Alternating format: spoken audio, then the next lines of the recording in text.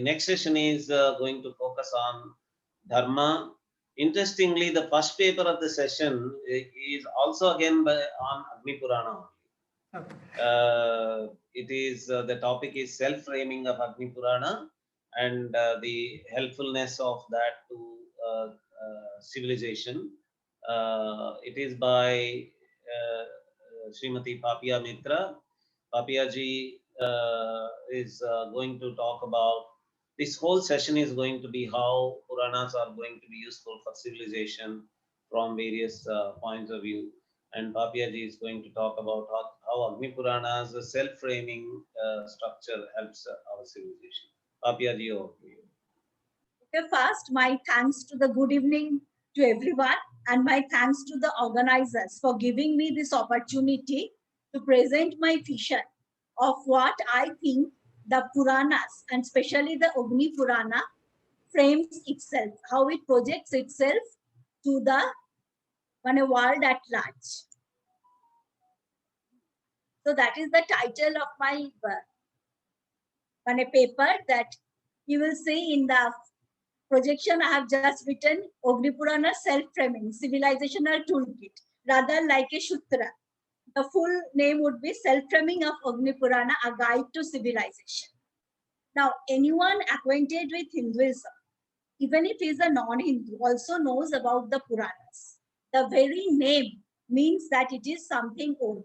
Atharva Veda had mentioned the term, and in the Brahmanas, Puranic literature is mentioned, while the Upanishads call Itihash Purana the fifth Veda.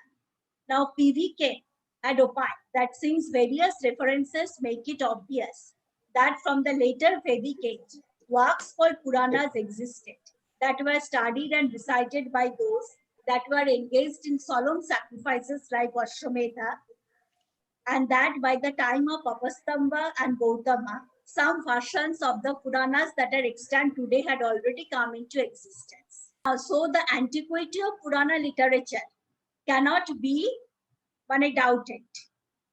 That, however, even all Puranas had not survived, and many of the extant ones are of later provenance. However, I found that though they are sacred literature, they rank lower in the hierarchy than the Vedas.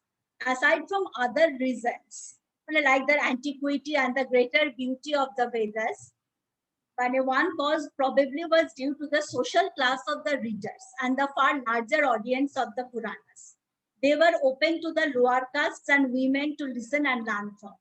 As civilization in India became more and more complex, the Brahmins insisted on being the sole interpreters of the most revered scriptures.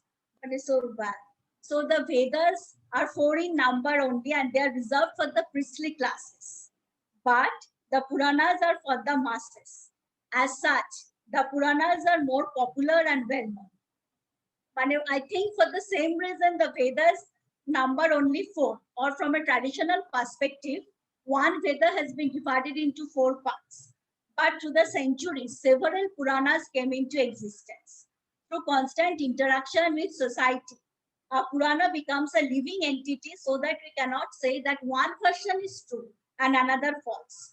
In this context, when we study Puranas as a scholar, as distinct from being a believer in their sacredness, an important question is what the composers or compilers of the texts thought about their work and how the Puranas projected themselves to the populace.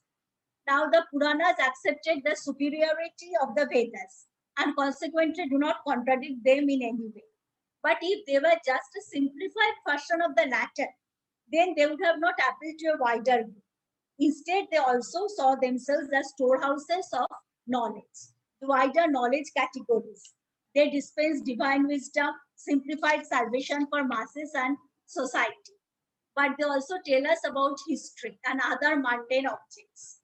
So what they are doing, they're telling us stories, both sacred and secular, of the gods and kings to teach us. And interwoven in between the stories are descriptions of geography, ceremonies, duties of kings and householders, ideas of varnashrama, land grants, temple architecture, etc. Of course, we all know that any compilation of knowledge Random compilation of such knowledge cannot be considered a Purana. As per the Puranas themselves and Amarkasha, any work that desired to be classified as a Purana had to conform to a certain formula of Pancha Lakshmanas or discussion of 5 topics.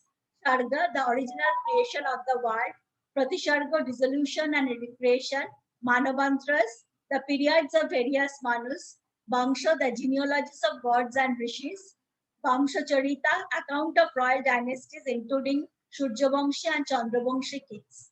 Now, these 5 topics are necessary to present an assurance of continuity to the audience, and especially of the royal genealogies, which are, by the time the Puranas were being read out in the later medieval ages, they were only a memory, but they can be claimed as progenitors by latter day rulers. If we look at 18 Mahapuranas, we find that though they all have the Panchalakshmanas in common, each of them is also different, expanding their range beyond them. For example, Brahma Purana discusses the art of war and temples. Garuda Purana discusses literature and astronomy, minerals and stones.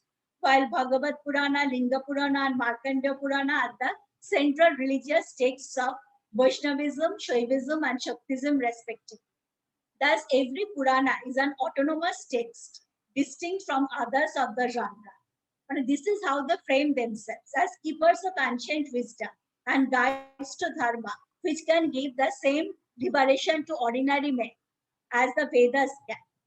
Now, Agni Purana also frames themselves itself in such terms. So, the first question that arises is that what authority does it claim? The simple answer is that it is recited by Vedavyasa. Since Vyasa divided the Vedas into 4 parts and taught them to 4 disciples, this grants a certain gravitas to the text. But he is also understood to be the author of every other Purana at some point in the line, and also Mahabharata. So while he validates the claim of authority, he alone is not sufficient. So the chain of transmission is traced further back. The first narration is by the god of fire, which makes the knowledge contained therein divine and therefore true. He told it to Vasishta, who retold it to Vyasa, and Vyasa then imparted it to others, including the Shuta, who is the immediate reciter of the Purana for edification of the world. Now, it is very interesting to note that though it is Agni who tells it, it is not about that god at all. Instead, he is emphasizing the worship of another deity, Vishnu. But it is a trait to be found in other Puranas also. But you see, this makes the material even more true, since the divine narrator is not self-aggrandizing. Agni narrates the Puranas to Vasishta, one of the Shaptarshis, who has authored the verses in Vedas.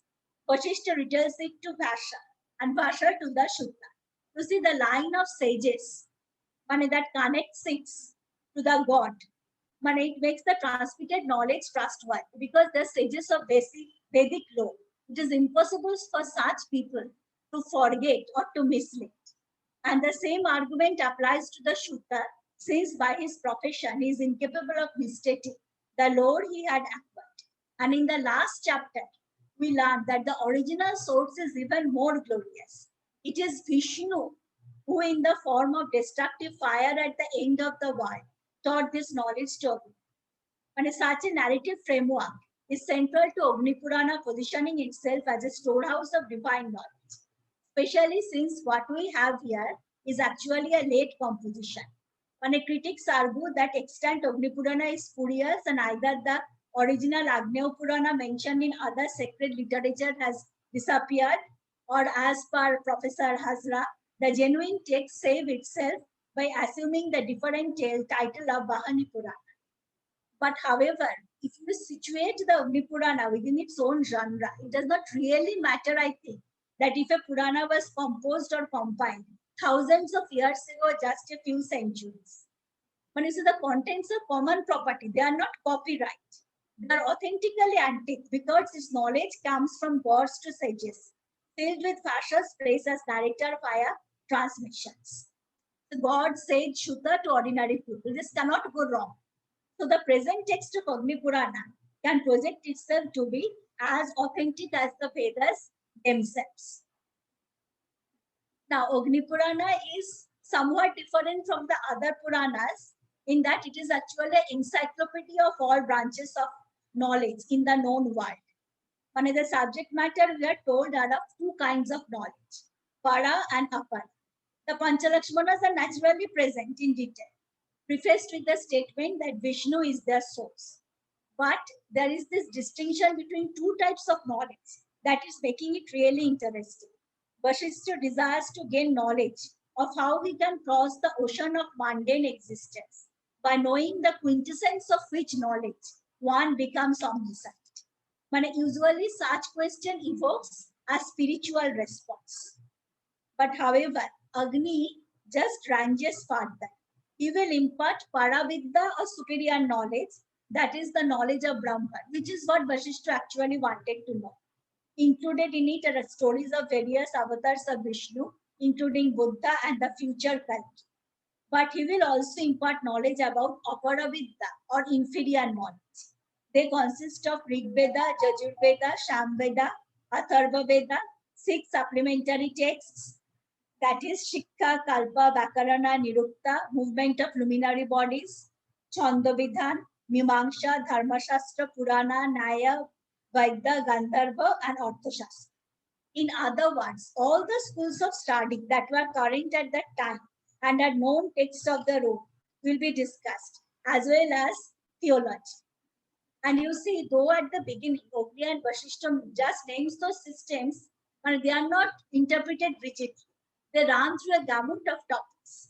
They include building cities, duties of various varnas, statecraft, ideal behavior of a king, royal advisors, justice system, family law, welfare, everyday actions, poetics, how actors should perform, even a list of Sanskrit dramas, and even a lexicon.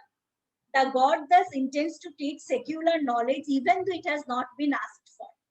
And you see, this is not surprising because the ultimate audience is not actually the wise sages, but the laity, comprising of kings, nobility, and administrators, and ordinary people who need such knowledge in their everyday social life, in war and in leisure.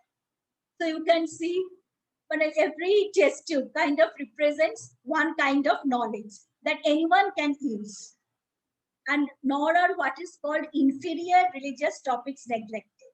We get instructions for religious bathing, construction of kundas, mudras, mode of worshipping of various deities, mantras, consecration of an image, architecture of a temple, repair of a temple, manifestations of Devi, tirthas, rites for ancestors, religious gifts, pollutions and purifications, list of Puranas and gifts to be given when they are being recited. So instead of elaborating on just a few topics, all possible ones that a person can require for daily functioning of society has been presented chapter-wise in condensed form. And as a result, all the cultural facets that are considered either to be the province of elite intellectual classes or to belong to different specialized groups of professionals, they become available for everyone to consult. One do not have to know Vedic mathematics to construct altars. He can simply consult the Agni Purana. So that is the entire toolkit this there. So Agni Purana frames itself as the foremost of all Puranas, to the promised reward of learning the entire text.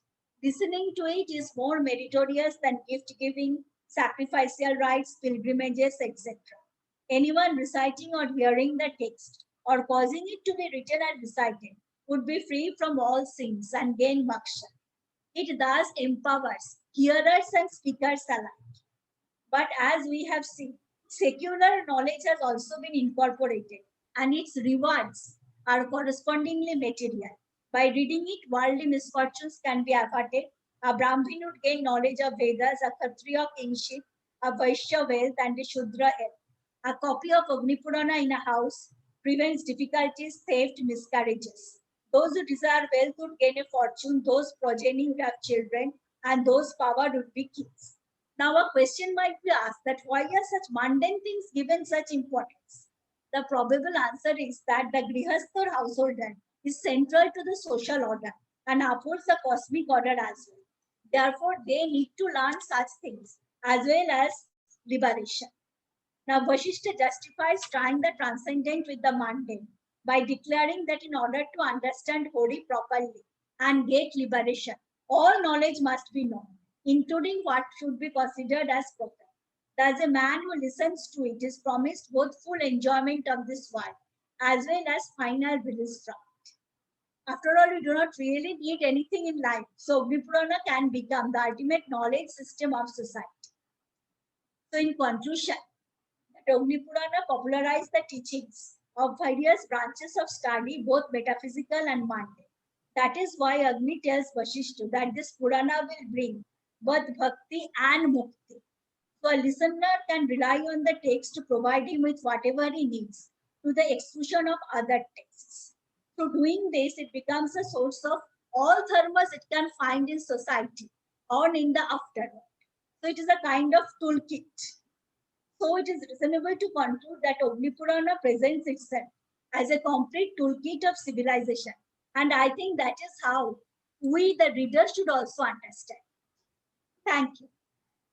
Thank you very much, ma'am. That was really a very good paper suited for the session. This whole session is about how Puranas are going to be useful for civilization.